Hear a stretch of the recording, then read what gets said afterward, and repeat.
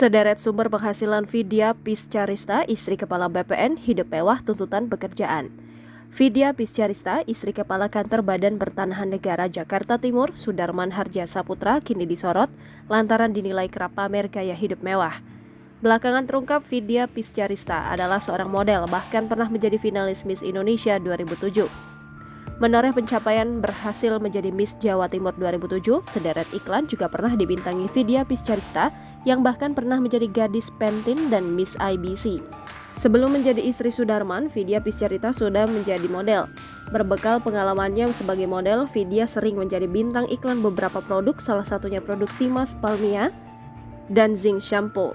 Vidya juga dokter gigi lulusan Universitas Airlangga Surabaya dan membuka praktik di sebuah klinik di Cilandak, Jakarta Selatan hingga membuka konsultasi online.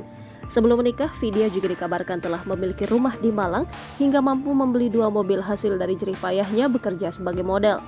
Pakar komunikasi yang juga dosen Universitas Pelita Harapan, M. Rusi Hombing mengatakan, apa yang ditunjukkan Vidya di media sosial adalah bagian dari pekerjaannya. Menurutnya, tidak semua orang yang menampilkan hidup mewah digeneralisir bersikap hedon dan hasil dari korupsi, karena tidak sedikit orang yang menampilkan hidup mewah adalah tuntutan dari pekerjaan. Jangan lupa subscribe, share, komen, dan like ya!